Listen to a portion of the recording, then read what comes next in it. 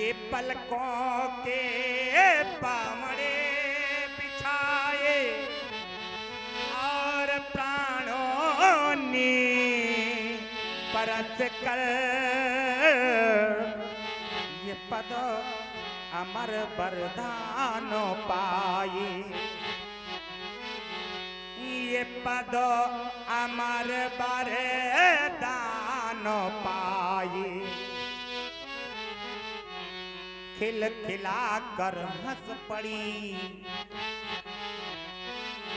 चाहूं और कुछ कह के ये कलियां लंके सपन ऋतुराज मानो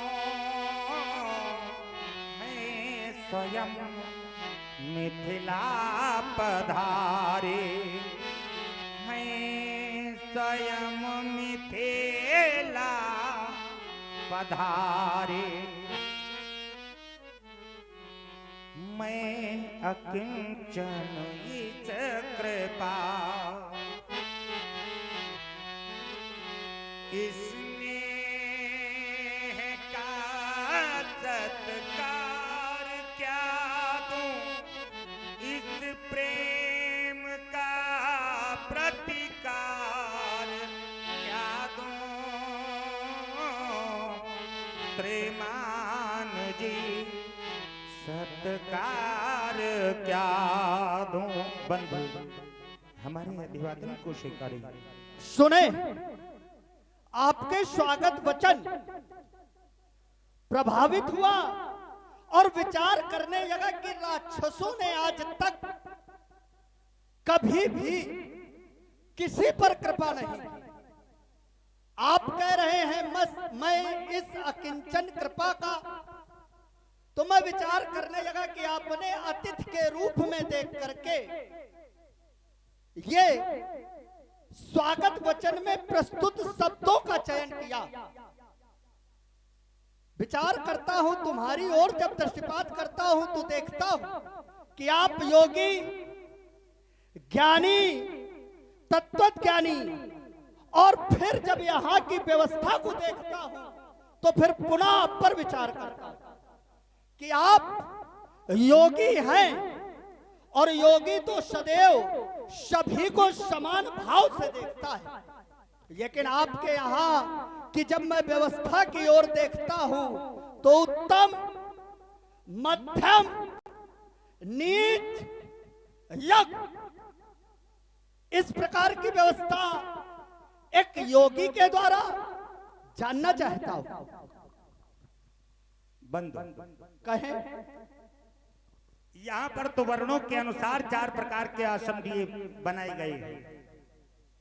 वर्णों के अनुसार, क्योंकि वर्ण भी 4 है, चारों वर्णों के अनुसार 4 प्रकार के आसन सुनिश्चित किए गए हैं। यद्यपि एक सिद्धांत भी ऐसा मिलता है कि अखिल विश्व यह मोरी उपाया सब पर मोरी बराबर दाया। जिस उस परब्रह्म की जो बराबर दाया होती है वह भी समानता में सबको नहीं खड़ा करता है। यदि समानता में सबको खड़ा कर देगा, जहां लघुता नहीं होगी वहां श्रेष्ठता का महत्व समाप्त हो जाएगा। इसलिए आवश्यक सब कुछ है बंधु। 4 प्रकार के यदि आसन हमारे यहाँ नहीं बनाए जाएंगे तो उत्तम का अस्तित्व निकृष्ट में गिर जाएगा और निकृष्ट का अस्तित्व बढ़कर उत्तम के समान हो जाएगा। इसलिए बंधु आपने कहा कि 4 प्रकार के वर्ण होते हैं, तो 4 प्रकार की हमने व्यवस्थाएं की। बोले ईश्वर भी सभी को समान भाव से देखता है, यह नियमावली है, लेकिन परिणाम सबको अलग अलग देता है। तो वो देता है कर्म के अनुसार, और यहां तो आपने चारों के लिए कर्म एक रखा है। उत्तम, मध्यम, नीच, यज्ञ, और चारों के लिए कर्म एक। चारों करने क्या आए? तो आपके प्रण की पूर्ति हेतु चारों आए हैं। यदि आप वर्णों के आधार पर बांटेंगे कि उत्तम को उत्तम व्यवस्था, तो एक और व्यवस्था आपने की है। सब मंचन ते मंच एक, तो ये तो इन चारों वर्णों से पृथक।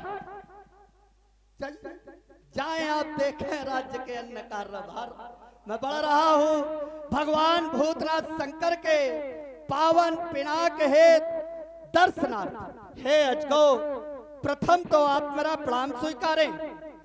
आज आपको इस दयनीय स्थिति में देखकर सोचने पर विवश ये रावण, क्या ये यही मिथ्या है जिस मिथ्या के विषय में मैंने जाना कि पुर नर नारी शुभक सुचि संता और धर्मशील ज्ञानी गुणवंता, जहां का नृपाल ज्ञानी, जहां की प्रजा ज्ञानी और गुणवान, तो उन्हीं के शास्त्रों की एक सुख पूजे अनुरागेव भक्ति, पूज्य के प्रति अनुराग ही भक्ति है। लेकिन आज जब मैं इस मिथ्या राज समाज में आया तो देखा क्या कि एक पूज्य को ही बलिवेदी पर चढ़ा दिया गया।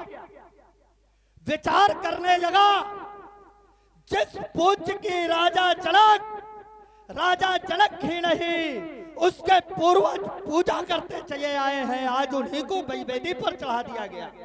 तो क्या राजा जनक भक्ति के मार्ग से विमुख हो गया है? क्या राजा जनक ने आज भक्ति के मार्ग को छोड़ करके अभक्ति के मार्ग को अपना लिया है? क्या आज राजा जनक ने धर्म के मार्ग को छोड़ करके अधर्म के मार्ग को अपना लिया है?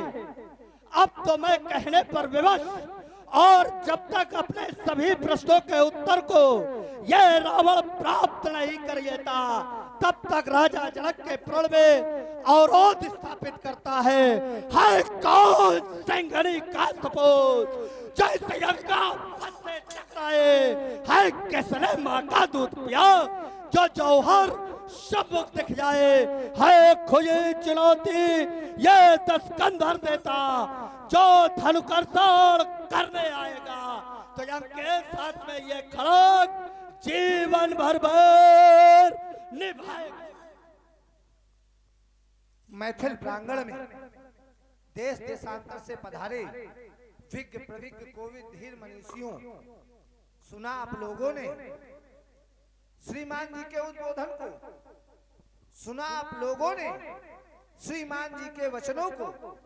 श्रीमान जी का मिथिला राज समाज में शुभागमन, आगमनोपरांत राजा जनक के द्वारा श्रीमान जी का यथोचित आदर, स्वागत, सम्मान अभिभूत हुए। श्री रावण जी शुभाशीष भी प्रदान किया, किंतु जिस राजा को, जिस नायक को, जिस नृपाल को श्रीमान जी के द्वारा अपने आशीर्वचनों से अभिसिंचित किया गया, उसी के प्रति टिप्पणी जो हमें अच्छी नहीं लग रही है, अस्तु आवश्यकता है चलने की, चल करके साक्षात्कार करने की। 4 वेद, 6 शास्त्र, 18 पुराणों के ज्ञाता, वर्तमान के प्रकांड पंडित श्री रावण जी। जय जय श्री भोलेनाथ। हा भाई तने सोड़े पुराधीश महाकाई बाण, जय जय श्री भोलेनाथ की। श्रीमान जी कहें एक सूक्ति का सहारा लेकर, सूक्ति क्या है? पूजेश अनुरागे हो भक्ति। इसका सहारा लेकर आपके द्वारा इन सनातन धर्मावलंबियों पर कटु टिप्पणी की गई। आपके द्वारा कहा गया पूज्य के प्रति अनुराग ही भक्ति है। इसी के आधार पर आगे आपने कहा कि राजा जनक क्या भक्ति के मार्ग से पृथक हो गया है? क्या राजा जनक आज अधर्म के मार्ग पर चल पड़ा है? तो मैं विचार करता हूं, राजा जनक जैसा ज्ञानी और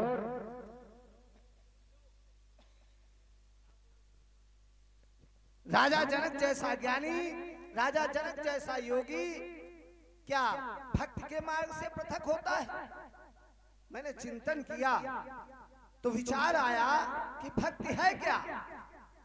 और आप हैं लखनलाल जी त्रिपाठी, इनके द्वारा 51 सद्दासवंत से दोनों ही महान मूर्तियों की पूजा की गई है। बहुत बहुत साधुवाद, धन्यवाद। उत्तर मिला, प्रथम भगत संतन कर संगा। संतों का संग ही प्रथम भक्ति है। और यहाँ पर सभी संत हैं, पुर नर नारी सुभग सुच संता, ये सब संत हैं। और इतना ही नहीं, गार्गी जैसी विदुषी महिलाएं, याज्ञवल्क्य जैसे पुरुष, विश्वामित्र जी, सतानंद जी, सभी यहाँ पर हैं। अस्तु, आप अपने इस विचार में परिवर्तन करें। और आप हैं विपिन निगम जी, इनके द्वारा 51 सद्दासवंत से दोनों महाभूतियों की पूजा की गई है। और आप हैं गुड्डू मिश्रा, जो कि कानपुर महानगर से पधारे हैं। इनके द्वारा गुड्डू जी मिश्रा, इनके द्वारा 51 सद्दासवंत से दोनों महान विभूतियों की पूजा की गई है। बहुत बहुत साधुवाद, धन्यवाद। बड़े भाई के द्वारा पूजा नहीं की गई, आशीर्वाद दिया गया। हाँ, आपने कहा कि प्रथम भगत संतन कर संगा, बोले जहां संतों का संग होता है वहां भक्ति का कार्य होता है। अब बोले यहाँ गार्गी जैसे विदुषी महिलाएं, याज्ञवल्क्य जैसे विद्वान, शतानंद और विश्वामित्र जैसे विज्ञानी लोग उपस्थित हैं, तो यहाँ पर भक्ति का कार्य कैसे? तो मेरा विचार गया कंखल क्षेत्र की ओर। वहां भी एक यज्ञ हो रहा था। उस यज्ञ में सभी संत उपस्थित, सभी देवता उपस्थित, लेकिन जो कार्य हो रहा था वो भगवान शंकर के विरोध में हो रहा था। राजा दक्ष के द्वारा जो यज्ञ किया जा रहा था वो यज्ञ भगवान शंकर के विरोध में किया जा रहा था। यदि मैं तुम्हारी बात को स्वीकार भी करूं कि जहां संत होते हैं वहां भक्ति का कार्य होता है, तो फिर दक्ष के यज्ञ का विरोध नहीं करना चाहिए। फिर वहां दधीचि जी के द्वारा दक्ष के का यज्ञ का जो विरोध किया गया वो अनुचित किया गया। पुनः विराम के साथ आपकी यात्रा। श्रीमान जी, आपने लगाया बहुत अच्छा, लेकिन थोड़ी सी चूक कर गए। थोड़ी देखिए, उस यज्ञ में और इस यज्ञ में अंतर है। उस यज्ञ में यदि वहां पर भगवान शंकर के विरोध में हो रहा था तो ऋषि मुनियों के द्वारा विरोध भी हुआ है। विरोध किसके द्वारा हुआ? ऋषि दधीच के द्वारा विरोध हुआ, ऋषि च्यवन के द्वारा विरोध हुआ, वामदेव आदि के द्वारा विरोध हुआ, और सामान्य कोटि का विरोध नहीं हुआ। श्रीमान जी, यहां तक विरोध हुआ कि उन्होंने समाज का त्याग कर दिया। और यहाँ पर वहां विरोध था, यहाँ अनुमोदन है, वहां तिरस्कार था, यहाँ स्वीकृति है। ये अंतर है। यदि यहाँ किसी संत के द्वारा, किसी महात्मा के द्वारा विरोध किया गया हो, उन्होंने वहां पर विरोध किया था। क्यों किया था? क्योंकि वो यज्ञ अनुचित था, भगवान शंकर के विरोध में था। श्रीमान जी, ये विरोध में नहीं है। अगर विरोध में होता तो एक महात्मा के द्वारा ये न कहा जाता भली रचना मुनि नृपसन कहो। पुनः बोले, एक महात्मा के द्वारा ये न कहा जाता कि भली रचना मुनि नृपसन कहो। कहा गया विश्वामित्र के द्वारा। बोले, यहाँ संतों के द्वारा अनुमोदन किया जा रहा है और वहां विरोध किया जा रहा है। तो यहाँ जिसके द्वारा अनुमोदन किया गया वो ब्रह्मर्षि और विज्ञानी, और वहां भी जिसके द्वारा समर्थन किया जा रहा वो भी ब्रह्मर्षि। भृगु के द्वारा उस यज्ञ का समर्थन किया जा रहा है। उस समय का ज्ञानी महात्मा संत भृगु उस यज्ञ का समर्थन कर रहे हैं और जिन्होंने विरोध किया तो क्या दक्ष ने उनकी बात मानी? और यहाँ भी संतों के द्वारा विरोध किया गया और राजा जनक ने उनकी बात को नहीं माना। यहाँ भी जिन महिलाओं के द्वारा विरोध किया गया, जिनमें से एक कारगी का आपने उदाहरण दिया, तो सभी महिलाएं संत हैं, पुर नर नारी सुभग सुच संता, और उन्हीं में से किन्हीं एक नारी के द्वारा विरोध किया जा रहा है और कहा जा रहा है सक परंतु पनुराव न तजई अविध बस हट अविवेकी भजई, कि राजा जनक आज हठी हो गया है, राजा जनक आज अविवेकी हो गया है, राजा जनक आज अपने प्रण को नहीं छोड़ रहा है।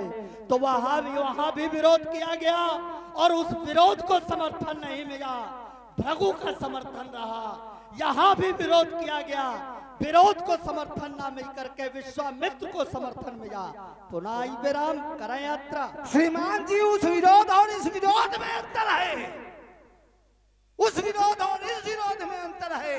वो विरोध निष्पक्ष था, शिव के सम्मान में था, और यह विरोध स्वार्थ रहित है, स्वार्थ से ग्रसित है।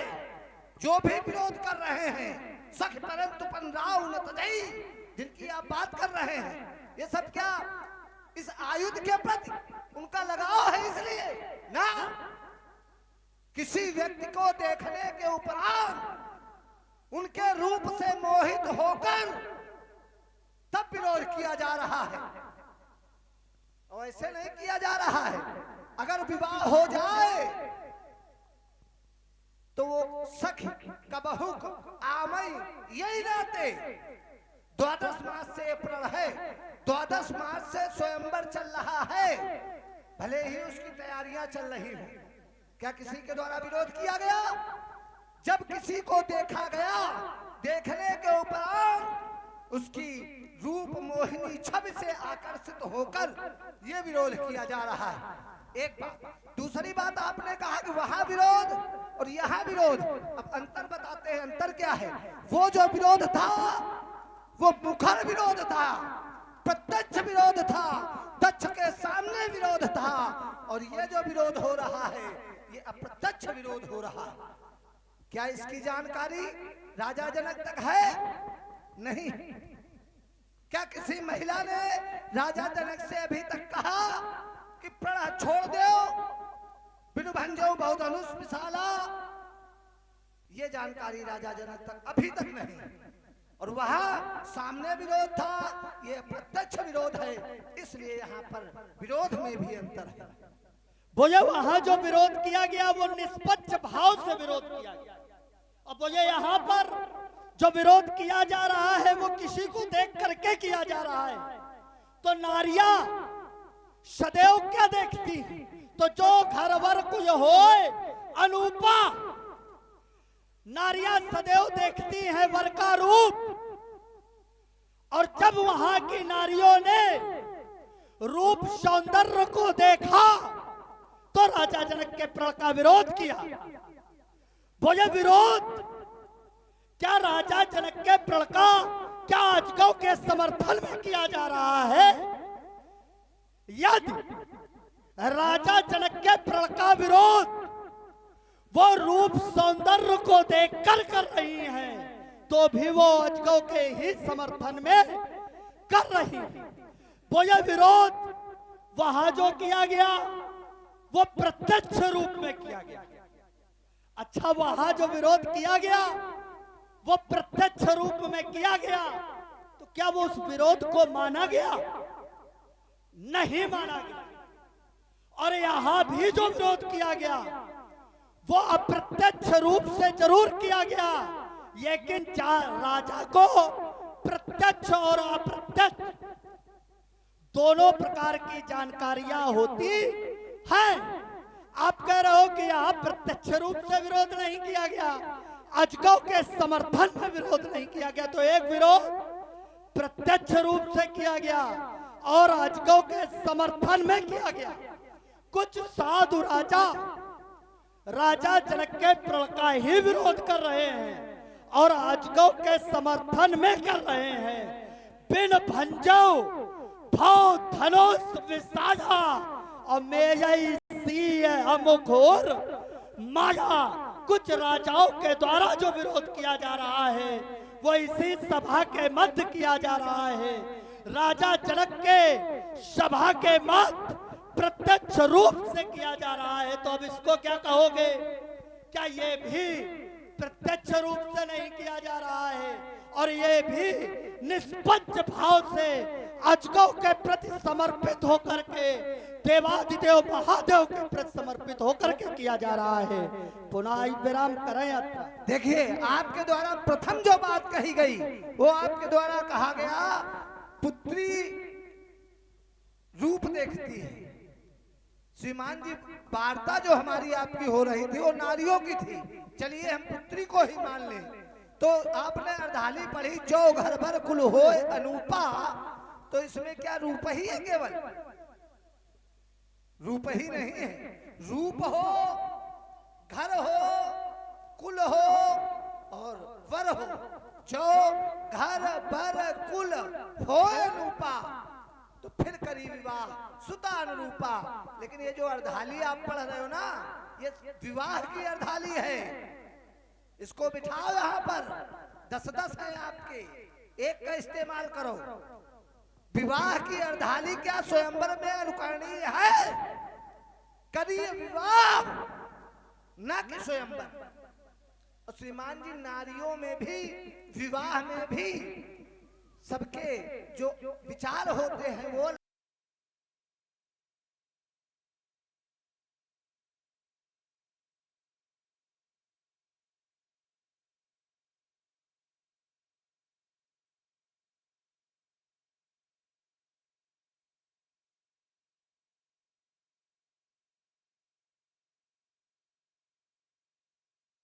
परिवार वाले होते हैं, वो सुंदर भोज्य व्यवस्था देखते हैं।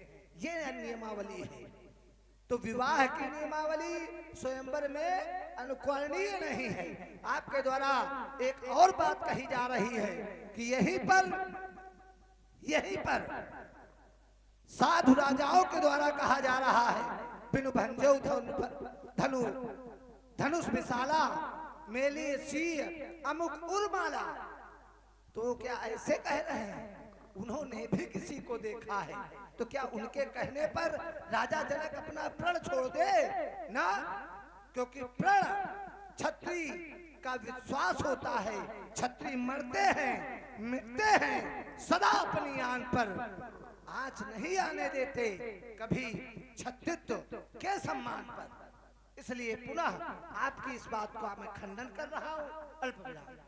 बोले कि ये स्वयंवर है और आपने जो अर्धाई पढ़ी वो विवाह की है। तो राजा सदैव स्वयंवर के ही माध्यम से विवाह करते हैं। यहां पर स्वयंवर के माध्यम से है क्या? तो बोले विवाह स्वयंवर के माध्यम से सदैव नपाय विवाह ही करते हैं। और विवाह में रूप को देखती हैं कन्याएं, और अगर इन चारों को आपने कहा कन्या वरते रूपम, माता वित्त को देखती है, तो अगर हम रूप की और वित्त की ही बात मान करें तो यहां तो वर्णों के आधार पर व्यवस्था और सभी अजगौ का खंडन करने आए।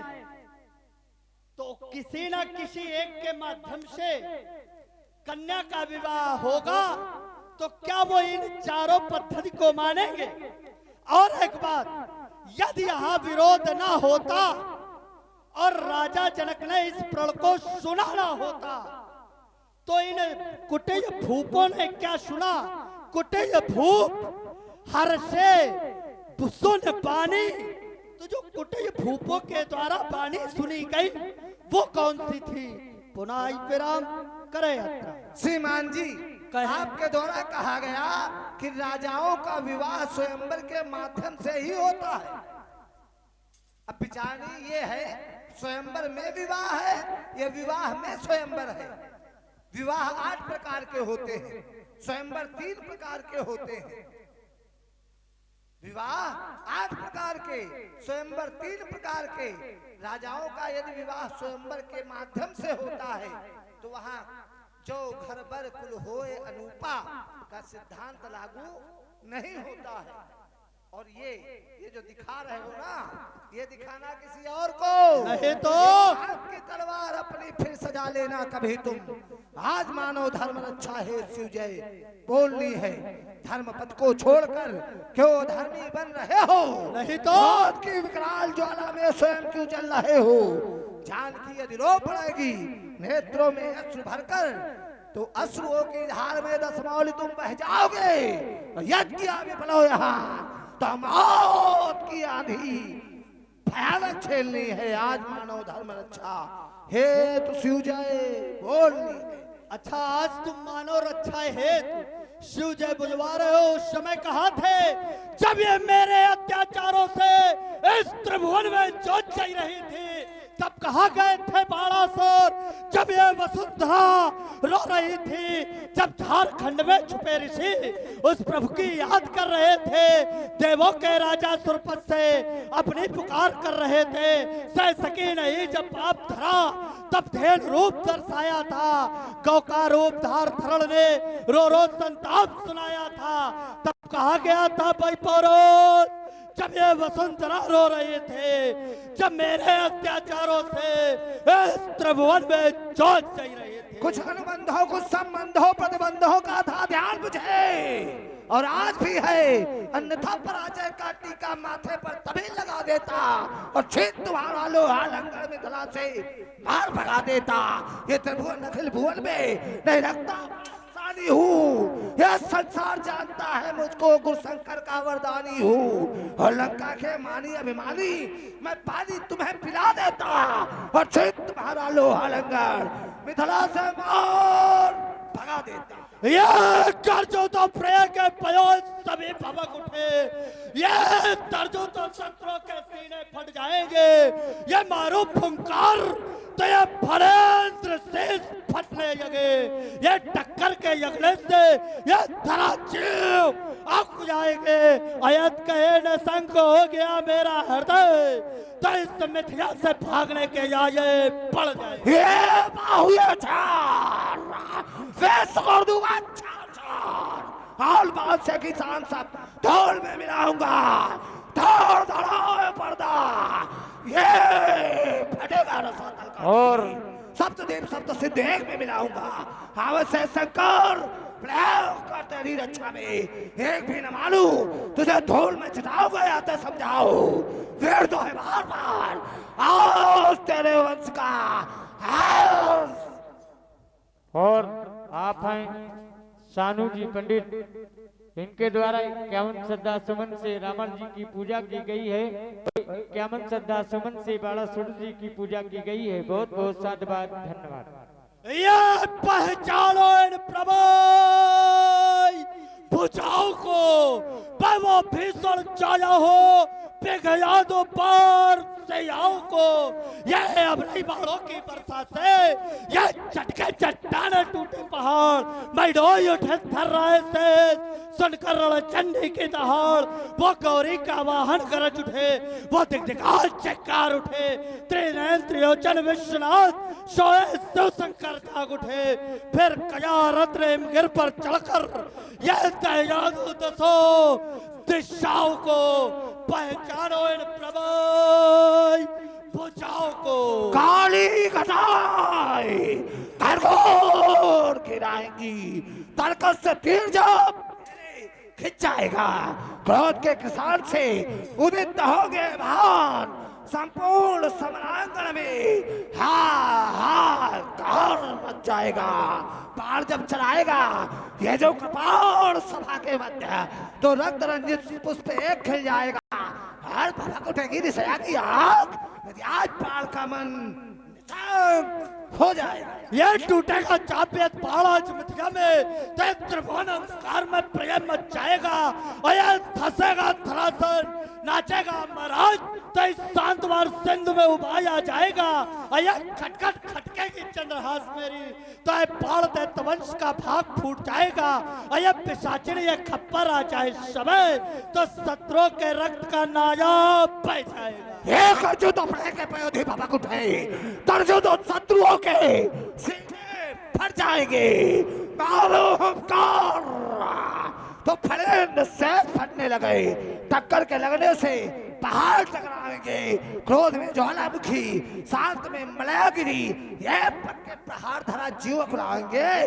तो कहीं हो गया निसंकाज मेरा दिल, तुम मिथिला से भागने के लाले लग जाएंगे। तो देखो कहो ना करो, चलो यखो देखो कौर वीर बरबंद, जो उठाए चढ़ाए के तोड़े धनुष प्रचंड।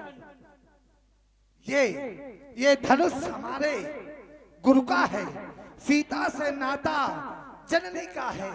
ऐसी असमंजस पूर्ण स्थिति में मिथिला के सभासदों सुनो, ये बार वापस शोणित जाए, लेकिन जाने से पूर्व चाहता हूँ इस बार सभी शिव भक्त प्रेमियों उच्च स्वर से जय घोष करें। जगत गुरु श्री शंकर भगवान की जय।